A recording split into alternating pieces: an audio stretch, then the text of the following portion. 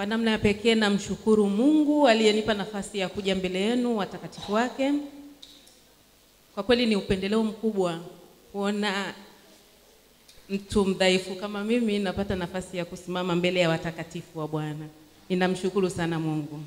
Lakini pia namshukuru kiongozi wangu, kiongozi wa idara ya huduma za wanawake, ambaye alisikiliza roho aliyesema naye ya kwamba Doris leo asimame mbele ya watakatifu wa Mungu. Watu wa Mungu, siku ya leo ni siku ya msisitizo wa huduma za wanawake. Siku ya msisitizo wa huduma za wanawake. Ndio maana ameona wanawake tukipita sana hapa. Na leo tuna somo zuri. Tuna somo zuri, somo linasema matamanio ya nafsi. Matamanio ya nafsi. Ninashukuru sana mhubiri wa watoto amefanya kama kutoa summary ya kile ambacho wakubwa wanakwenda kukisikiliza. Hubiri letu ni moja. Matamanio ya nafsi, ama unaweza kusema shauku. Shauku ya nafsi.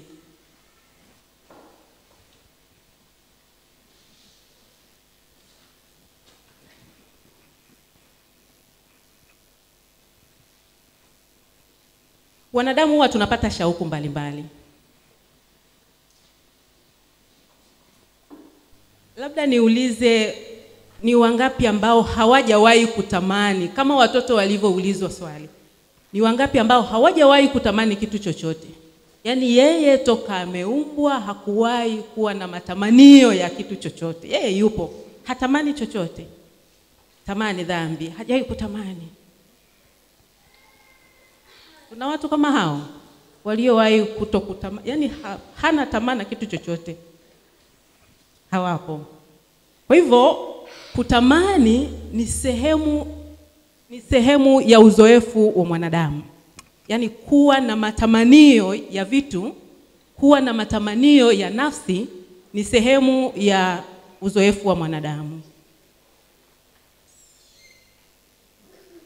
Kuna vitu mbalimbali vya kutamani. Unaweza kukuta mwingine anatamani chakula. Kwa mfano mwingine ana hamu na anajisikia yani mimi ningepata kula hata pipi. Hivyo tu, yani anatamani, ana shauku. Yani mimi ningepata chokoleti leo. Ana shauku tu ya kwamba mimi ningekula chokoleti. Matamanio ya chakula. Mwingine anasema yani mimi nikila chipsi mayai leo nitafurahi sana. Yani ni shauku yake kula chipsi mayai. Ni matamanio yake. Lakini mwingine anasema yani kama ningepata ugali mlenda, anatamani tu. Yani nina hamu, nina shauku na ugali mlenda, ni matamanio. Anatamani kwamba ningepata kitu fulani, ningepata kula kitu fulani, shauku yangu ya chakula hicho ingetulia. Lakini kuna wazazi ambao wana watoto wadogo, wana matamanio. Yeye amekuwa na mtoto wake, sasa ni mtoto mchanga, lakini ana matamanio yake ya kwamba siku nimuone mwanangu anaanza kuongea. Yani nitafurahi sana. Siku nimuone mwanangu anaanza kutambaa. Zile hatua za ukuaji zinakuwa na matamanio, mzazi anakuwa na matamanio ya hatua inayofuata. Mtoto akianza kutambaa anatamani aanze kusimama. Akianza kusimama anatamani aanze kutembea na hatimaye awe mtu mzima aweze kujitegemea. Yote hayo ni matamanio. Watu wa Mungu kuna wanaotamani ya kwamba mimi sasa ninatamani kuwa na mwenzi wa maisha. Yaani kwa umri huu, Mungu nipatie tamanio hili nililo nalo. Niwe na mwenzi wa maisha. Lakini ninahitaji mke wa namna fulani. Matamanio. Ninahitaji mume wa namna fulani. Hayo ni matamanio. Matamanio yanaenda zaidi. Kuna wengine wanatamani, yani anatamani mimi siku nikiwa na nyumba yangu. Nikiwa na nyumba yangu. Kwa kweli nitafurahi sana, nitamshukuru sana Mungu. Matamanio. Lakini mwingine anatamani yani mimi nikiendesha gari, yani gari lolote tu ili mradi ni gari, mimi nikiendesha gari nitafurahi sana. Hizo tamaa, hayo matamanio ni mema tu. Ni mema tu. Kwa vijana wanafunzi, matamanio anapoingia chuo, ana matamanio yake. Anatamani mimi nimeingia chuoni, basi nikafanye vizuri katika kozi zangu zote, nisiwe na sabu. Mimi sitaki kurudia mtihani wowote. Basi matamanio yake ni siku anamaliza mwaka wa 3, basi alipita vizuri katika ngazi zote za masomo yake na hana sabu hata moja. Lakini anatamani nikimaliza tu shule, nikimaliza chuo, mimi nikapate kazi. Ni matamanio. Nipate kazi, nipate pesa. Maana kupata kazi unakuwa unalenga kupata pesa, si ndio? Kuna watu ambao wanatamani wapate kazi lakini hawasipate pesa. Anatamani amalize shule, apate kazi, apate pesa. Na nisishie hapo tu, mimi nikishapata pesa zangu basi niweze kuwa na vitu ninavyovitamani, ninavyovihitaji, niweze kuoa, niwe na familia, ama kuolewa, niwe na familia yangu. Yote hayo ni matamanio mema. Ndugu zangu, kuwa na matamanio kunatupelekea kuwa na mipango ama kuweka malengo. Ukijikuta wewe hutamani chochote, hakuna siku utakuwa na malengo. Hakuna siku utaendelea. Yaani wewe utakuwa pale pale tu umeridhika. Hautamani chochote. Sasa unatafuta nini? Yaani kila kinachotokea wewe kinatokea ni cha ghafla tu kimetokea. Hukuwahi kulenga. Utalengaje wakati huna matamanio? Kwa hivyo matamanio ni kitu chema ili tupate kuwa na malengo. Niwaulize ndugu zangu siku ya leo, katika wakati huu wa maisha yako una matamanio gani? Sitataka kupata jibu, lakini kila mtu anafahamu ya kwamba mimi katika nafasi hii, katika wakati huu wa maisha yangu nina matamanio fulani. Basi utaendelea kuyafanyia kazi matamanio hayo. Utaendelea kuyaweka mbele za Bwana matamanio hayo. Kuna wakati mwingine ambapo huwa tunajaribu kupuuza matamanio yetu. Unaweza ukawa na tamani kitu, lakini ukajificha katika vitu vingine ili uweze kusahau matamanio yako. Kwa mfano, mtu anatamani kuwa na mwenza, lakini kwa sababu fulani tu anajificha katika kazi nyingi, kuwa bize, kujisahaulisha ile tamaa yake ya kufanya shughuli na processes za kutafuta mwenza. Anao upweke, lakini haoni sababu ya kwenda kwa watu, anajificha katika mambo mengine tu, ananipa kazi nyingi, anasema kwa sababu mimi nina pesa naweza nikapata ninachokihitaji. Anajificha kwa yale matamanio yake. Lakini mwingine ana matamanio ya vitu tofauti. Una matamanio ya kufanya kazi. Huna kazi, basi unajificha katika ulevi. Mwingine anasema nitakunywa, ninashukuru Mungu kwamba hapa hakuna watakaofanya hivyo ama wanaofanya hivyo. Lakini unakuta watu wengine, mtu ana tamaa ya kupata vitu fulani kwa sababu kavikosa ama hana juhudi ya kuvitafuta hivyo, basi anajificha katika vingine. Anakwenda anakunywa, analewa, asahau yale matamanio yake aliyonayo. Sio njia sahihi kujisahaulisha matamanio yetu. Kwa sababu baada ya vile vitu ambavyo umejificha kwavyo, vinapoondoka utabaki umechoka, ukijisikia hatia, lakini pia ukiwa mtupu kabisa. Watu wa Mungu, Bwana Yesu asifiwe. Bwana asifiwe sana. Katika siku ya leo tunakwenda kujifunza habari ya matamanio ya nafsi, tukiziangalia K3. Nimesema K ngapi? K3. Hizi K3 ni za thamani sana kuweza si kutosheleza tamaa zetu za nafsi, bali pia kutuelekeza ili tuweze kuishi maisha yenye ukamilifu, yenye kusudi na yenye utukufu kwa Mungu.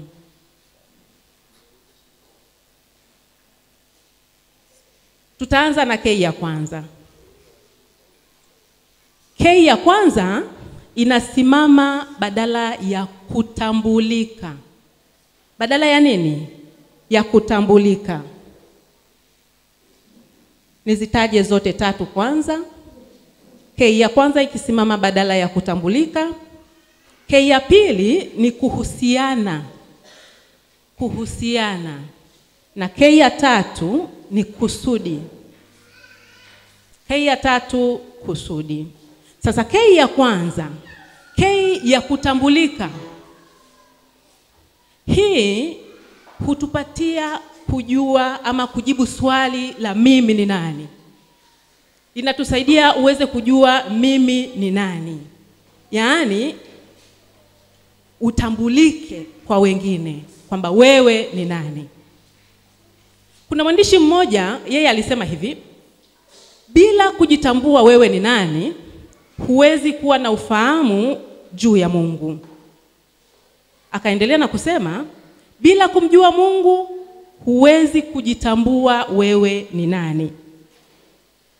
Hii ina maana kwamba kuelewa sisi ni kina nani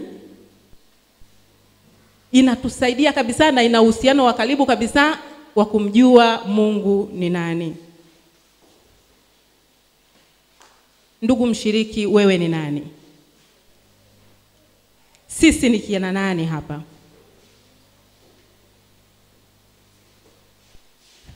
Mtume Paulo anajibu swali hili kwa kusema maana tu kazi yake. Tu kazi yake nani? Tu kazi ya Mungu. Maana tu kazi ya Mungu, tuliumbwa katika Kristo Yesu tutende matendo mema ambayo tokea awali Mungu aliyatengeneza ili tuyatende.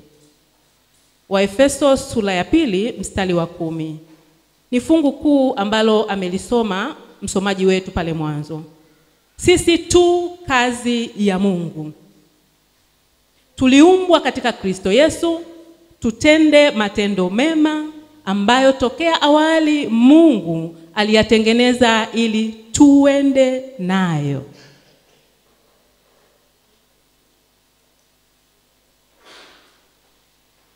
Ndugu mshiriki, wewe ni kazi njema ya Mungu. Uliumbwa katika Kristo Yesu ili uweze kutenda matendo mema.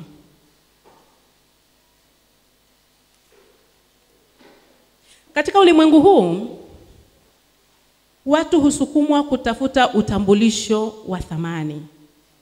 Utafuta kutambulishwa kwa namna ambavyo wanajisikia wao, kwa matamanio ya nafsi zao. Kuna wengine wanafurahia akitambulika ya kwamba yeye ni mama fulani. Yaani mimi ni mama Nyinondi, and then unajisikia furaha. Ama mwingine yeye anafurahia wakimtambua kwa namna anavyovaa. Yaani yeye anatafuta utambulisho wake kwa kutafuta namna ya mavazi, labda mavazi ya gharama sana. Wakimwona ametoka hivi, ni fulani, si unaona alivyovaa vile, yule ni fulani.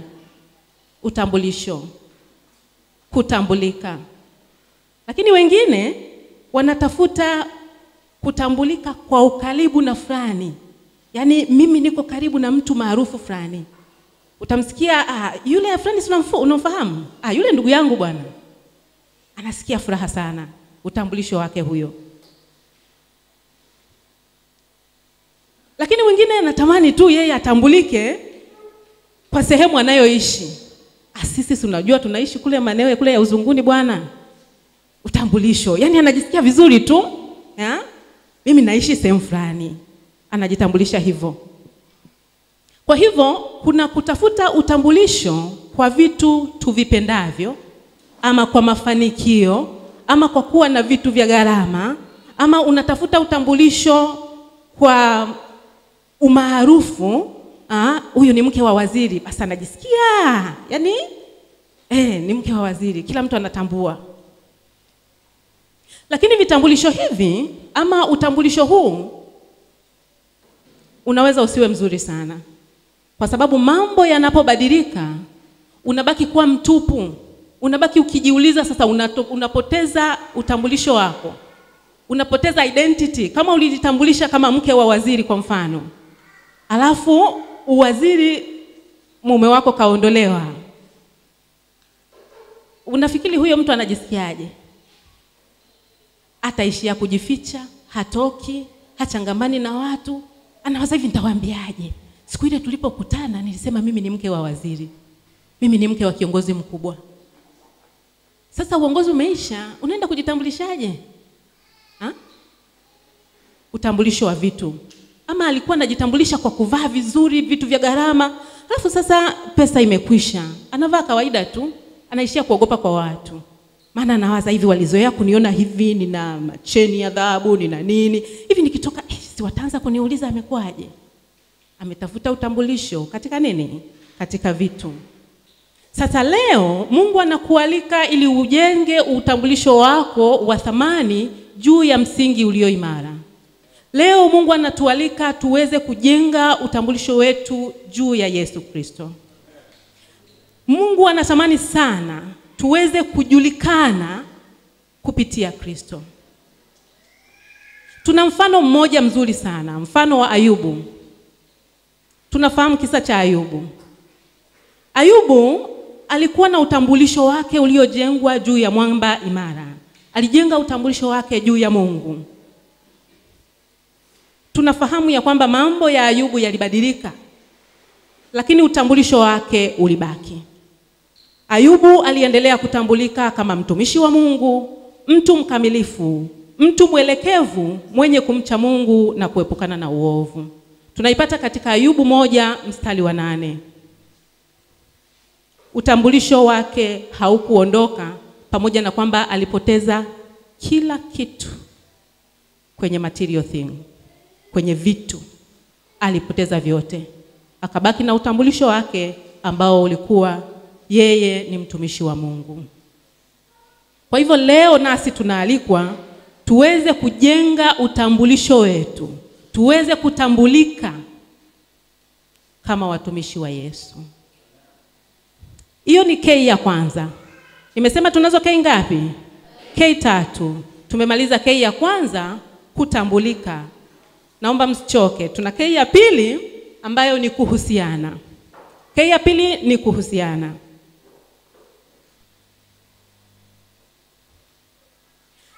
Katika dunia yetu hii yenye msongamano, kuna watu ambao bado ni wapweke.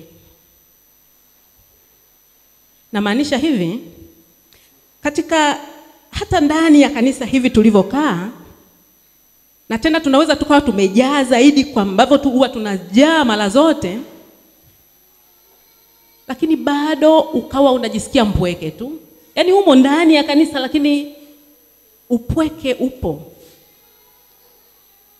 Sijui kama ninaeleweka. Loneliness, yani husikii pamoja na watu kuwa hapa wamekuzunguka, lakini joto lake hulisikii kwa ndani. Yani unajisikia bado ni kana kwamba umesimama peke yako. Kwa hivyo unakuta mtu kama huyo bado anaendelea kukabiliwa na msongo wa mawazo, pamoja na kwamba yuko amejumuika na watu. Yeye ni mpweke. Hii ni kwa sababu ana matamanio ya ndani ya kuhusiana ambayo hayajaridhishwa, hayajakidhiwa yale matakwa ya matamanio yake. Je, nafsi yako inatamani muunganiko wenye joto la mahusiano siku ya leo? Unatamani usiwe mpweke unapokuwa katika jumuiya ya watu iliyojaa namna hii? Yesu anasema, mimi ni mzabibu, ninyi ni matawi. Akaaye ndani yangu, nami ndani yake, huyo uzaa sana. Maana pasipo mimi, ninyi hamuwezi kufanya neno moja. Ni kweli? Hamuwezi kufanya nini? Neno lolote. Yaani sio kwamba mnaweza kujifanyia labda mawili matatu. Hamuwezi kufanya neno lolote bila yeye. Yaani hivi, mzabibu ukatwe tawi litupwe pale pembeni, alafu utegemee hilo tawi litaendelea kuweka maua, matunda na kuzaa. Haiwezekani. Kwa hivyo kama Yesu ni mzabibu na sisi ni matawi, tunatakiwa kukaa ndani yake.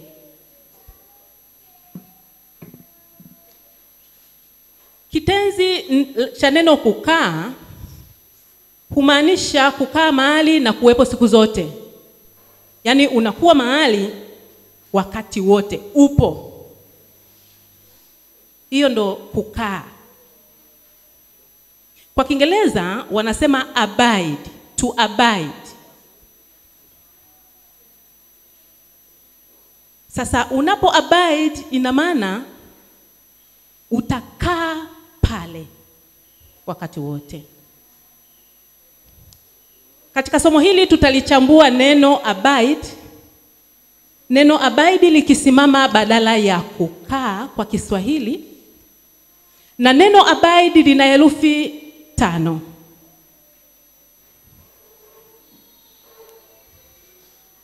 Abide 5. Likianza na A, B, I, D, E. Herufi ya kwanza A inasimama badala ya always. Always, yaani kwa Kiswahili kila wakati. Na hapa tunaambiwa kila wakati tafuta uwepo wa Mungu. Mfanye Mungu kipaumbele chako cha kwanza. Unaweza kusoma mwenyewe katika Mathayo sura ya 6 mstari wa 33. Kumfanya Mungu kipaumbele chako cha kwanza. That's A ya abide. Tunalichambua neno kukaa. Tunatafuta tunaweza kukaaje ndani ya Yesu. Namna ya kwanza ni kwa kutafuta uwepo wake na kumfanya kuwa kipaumbele chetu. Herufi ya pili ni B. Believe. Kwa Kiswahili amini. Katika Yohana sura ya 15 mstari wa 5 tunaelekezwa kutembea na Yesu, kuamini katika ahadi zake. Yaani tuamini katika ahadi ambazo Mungu ametuwekea, Mungu ametuahidi. Tuwe na imani nazo. Believe. Ukiwa na imani na ahadi za Mungu, utakaa na Mungu. Utakuwa ndani ya Yesu. Herufi ya 3 ni I. Na I inasimama for intimately. Uwe na intimate relationship na Mungu. Intimate relationship ni uhusiano wa ndani. Kuwa na uhusiano wa ndani na Mungu. Yohana 15 fungu la 4 linatuelekeza jinsi ya kujenga uhusiano binafsi wa ndani na Yesu. Kwa hivyo ukijenga uhusiano wa ndani na Yesu, ina maana utakaa ndani yake. Bwana Yesu asifiwe. Tumesema believe, abide ina herufi ngapi? Tumemaliza ngapi? Tumemaliza 3. Na ya 4 D. D stands for depend. Depend. Kiswahili kinasema tegemea. Yaani tegemea nguvu za Mungu nyakati zote. Iwe ni katika udhaifu, iwe ni katika kuwa na nguvu, tegemea. Mtegemee Mungu nawe utakaa ndani yake. Bado tunaongelea kukaa ndani yake ili tuweze kuwa na mahusiano yenye maana. Na herufi ya mwisho E stands for endure, ikiwa na maana ya kuwa na imani thabiti. Endure. Waebrania sura ya 10 mstari wa 23 inatuelekeza kuendelea kuwa na imani thabiti hata katika nyakati ngumu. Kuwa na imani thabiti hata wakati mgumu. Kwa hivyo, kama matawi ambavyo yanahitaji kuwa kwenye mti, kwenye shina, ili yaweze kuendelea kuzaa, kuna majira ambayo tunakuwa utupu, tutajisikia utupu. Hii inatusaidia tuweze kutambua ya kwamba tumekwenda mbali na shina lenyewe.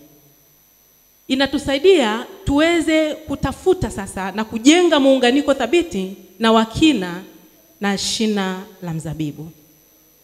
Tusisahau, sisi ni matawi, yeye ndiye mzabibu wenyewe. Kwa hivyo tukumbuke katika nyakati ambazo tunajihisi utupu, ya kwamba tunapaswa kuendelea kumtafuta Mungu, kutafuta uhusiano na kujenga mahusiano na muunganiko thabiti ili tuendelee kuzaa sana. Katika nyakati hizi ngumu ambazo unajihisi utupu, hebu zungumuza na Mungu wewe binafsi. Kuwa na individual talk. Ongea naye kwa ukaribu. Nawe ukifanya hivyo unajisikia usalama zaidi. Unajisikia kupata nguvu, unapata tumaini, unapata amani, lakini pia na hekima. Kwa maana hekima hutoka kwa Mungu. Tunaongelea kuhusiana. Yesu aliwatembelea Martha na Mariamu. Wapendwa, kisa hicho ninaamini tunakifahamu. Lakini Martha, baada ya Yesu kufika, yeye alionekana kuwa busy, akishughulika, akichakalika huko jikoni. Tena akaenda zaidi, akalalamika kwamba jamani, Mariamu haoni kwamba tuna kazi nyingi za kufanya, ameamua kukaa tu. Lakini Yesu akamwambia, Martha, Martha, Martha, unasumbuka na mambo mengi, lakini ni kitu kimoja tu kinachohitajika kwako. Na mwenzako huyu Mariamu amechagua fungu lililo jema. Sasa hii, wapendwa, ilisije likatufanya tukakosa ukarimu kwa watu wanapotutembelea. Mgeni anafika, wewe unajikalia tu. Unajua Biblia imesema, yani tukae, tusitafute yale kama ya Martha. Kumbe unajificha katika kivuli hicho, usiwakirimu watu wa Mungu. Ukitembelewa, chakalika. Kwa Yesu, maana waweza kusema kwani Yesu alikuwa ajui kama tunahitaji kula? Mbona alisema alihitaji kukaa pale? Yesu alisoma mioyo. Alijua makusudi ya mchakaliko. Kwa hivyo akatamani na Martha naye angekuwa na kusudi kama alilokuwa nalo Mariamu. Angekaa miguuni pa Yesu.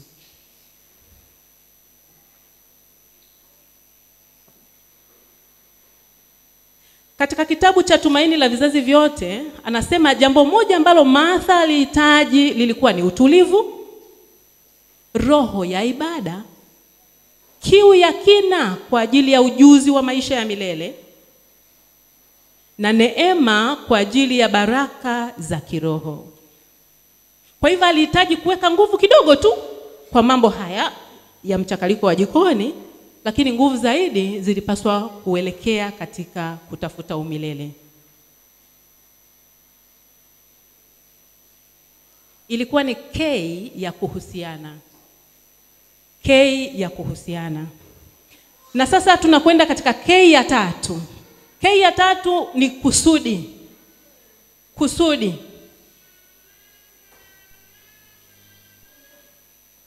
Tunaweza kuhusiana na kuwa na urafiki wa karibu na Mungu, Na tunapofanya hivyo, nafsi zetu huwa zinaridhika. Yaani unajisikia vizuri sana unapokuwa na ukaribu na Mungu.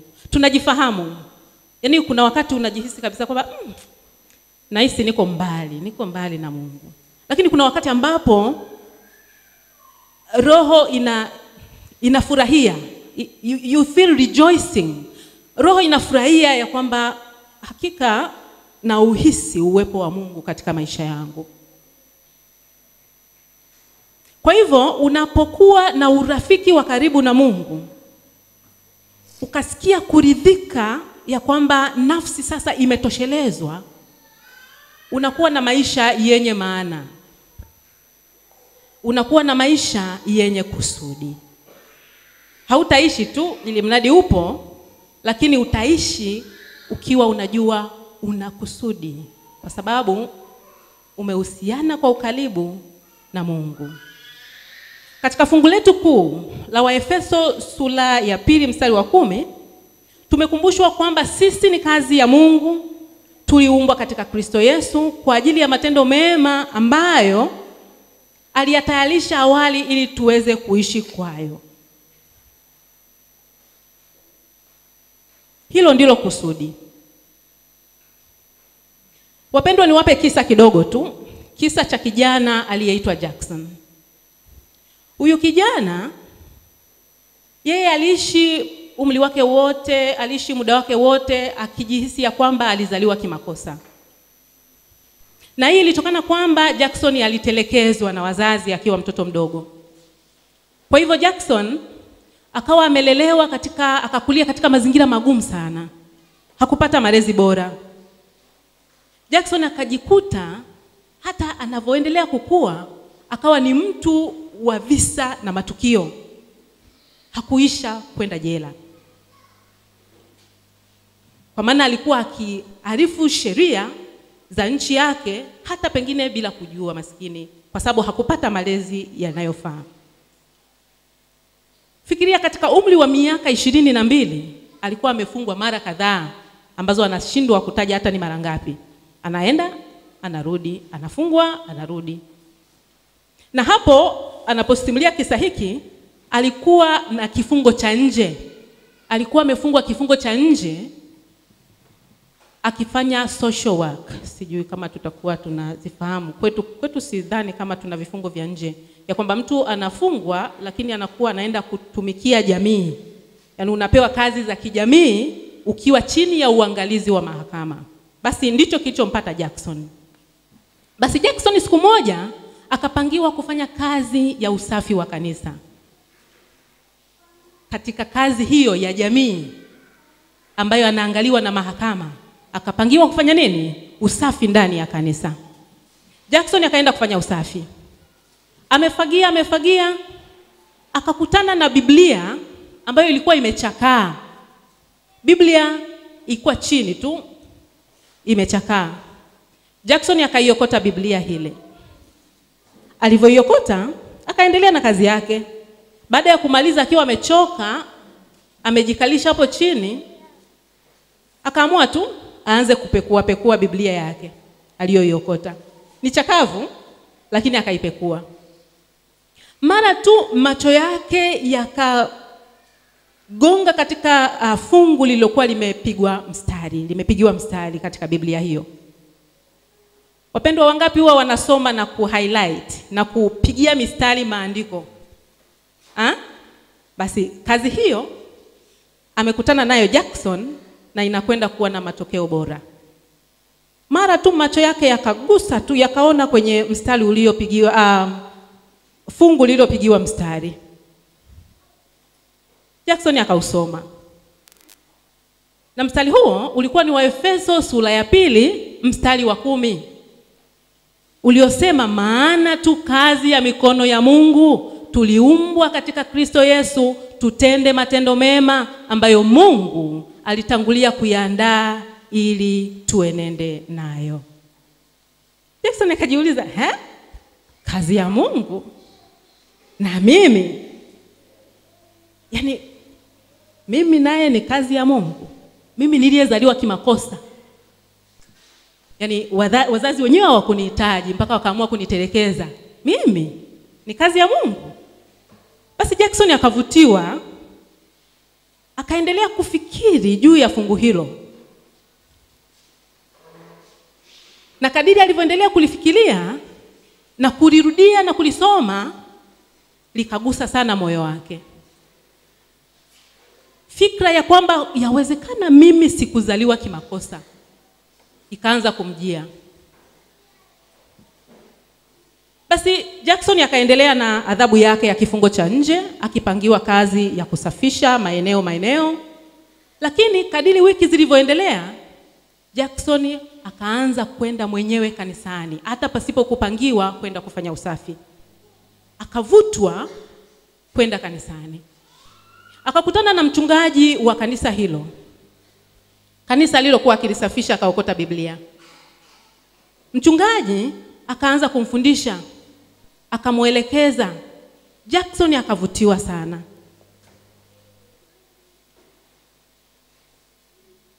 Na baada ya ushauri na mafunzo, basi Jackson hakuisha kanisani, bali akaendelea kujifunza zaidi na zaidi.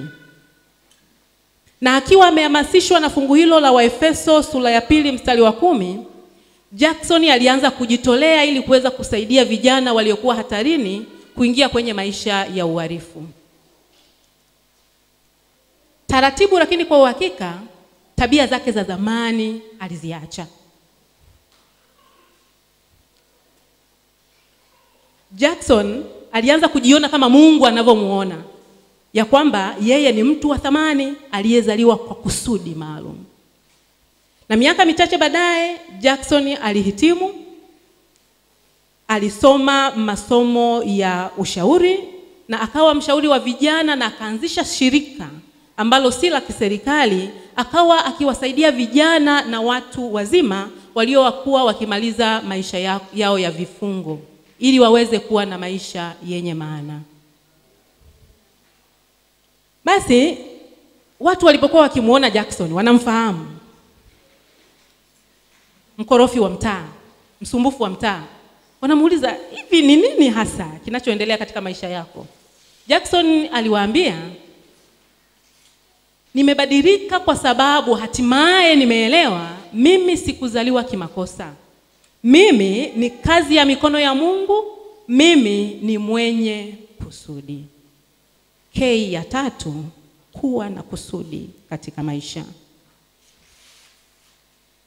Basi wapendwa, tunapojihusisha na kujisalimisha kwa Yesu, tukampenda kikamilifu kwa akili na roho zetu, nafsi zetu zitapata shauku ama matamanio ya kina yenye maana zaidi. Tutakuwa na matamanio ya kina yenye maana zaidi. Tutatamani kuona utukufu wa Mungu katika maisha yetu. Musa alionyesha shauku ya pekee sana. Katika Kutoka 33 mstari wa 18, yeye alionyesha shauku ambayo hakuna mwanadamu yeyote kwa wakati ule aliyekuwa ameionyesha. Kwa wakati huo kila ombi la Musa lilikuwa limejibiwa, lakini aliendelea kuona kiu ya baraka kubwa zaidi za upendeleo wa Mungu. Unajua aliomba nini? Alimwambia Mungu, nakusihi nionyeshe utukufu wako. Bwana naye alijibu ombi lake. Akamwambia hivi, uso wangu utakwenda pamoja nawe, nami nitakupa pumziko. Tunafahamu kwamba hakuna uwezo ama ufahamu wowote wa kidunia ambao unaweza kutufanya tukawa kwa Mungu na kudumu pale. Lakini tunapoelewa utambulisho wetu, our first K, tunapojielewa kwamba sisi ni akina nani, lakini tukatafuta kuhusiana naye kwa kina, the second K, na kuishi tukiwa na kusudi katika yeye, our third K, matamanio ya nafsi zetu yatatoweka na tutaanza kuishi maisha yanayompendeza Mungu. Bwana Yesu asifiwe. Basi mpendwa, natamani sana ujue katika siku ya leo ya kwamba wewe uliumbwa kwa ajili ya zaidi ya kuwepo tu. Yaani haupo tu ili uwepo, lakini ujue ya kwamba wewe umeumbwa kwa kusudi. Unao wito wa kiungu. Ufahamu kabisa ya kwamba kabla mimba yako haijatungwa, Mungu alikuwa tayari ameweka kusudi nawe. Kwa hivyo tambua ya kwamba una kusudi katika ulimwengu huu unaoteseka. Wapendwa, Bwana anataka umkabidhi matamanio yako, matamanio ya nafsi yako, ili uweze kubarikiwa kwa baraka za milele. Na ikiwa ndugu zangu tumeelewa ya kwamba tupo kwa kusudi, tunatamani kukabidhi matamanio yetu, matamanio ya nafsi zetu kwa Mungu, basi ninawaalika tuweze kusimama. Simame pamoja nami kwa wale ambao wana matamanio ya kujikabidhi kwa Mungu, ili matamanio yao ya nafsi yageuzwe waweze kutamani umilele. Simame pamoja nami. Basi tuinamishe nyuso zetu tuweze kuomba. Baba yetu wa mbinguni, tunashukuru sana kwa neno lako ulotupatia mchana wa leo. Tunashukuru kwa maana umemtumia mtumishi wako kuyaleta maandiko yako mbele zetu. Tuliojifunza tusaidie tukaweze kuyatenda sawasawa na mapenzi yako. Yale yaliyo matamanio yetu tukaweze kuyaweka katika makusudi ambayo yatakupendeza wewe. Lakini yale yote ambayo yanafaa kutupatia na ni matamanio yetu, Bwana tunakuomba kila mmoja wetu kaweze kujibu haja za mioyo yake. Wengine wana matamanio ya kufanya mambo makubwa katika mambo ya kiroho, wengine katika mambo ya kiuchumi, wengine katika maisha ya hapa duniani, katika shughuli zao. Bwana ukaweze kuwafanikisha. Na mchana wa leo tunapotoka mahali hapa, endelea kuwa pamoja nasi ukinena nasi. Hata vipindi vinavyoendelea mchana pia tunavikabidhi mikononi mwako. Pokea ibada zetu na sadaka zetu kwa jina la Yesu Kristo. Amina.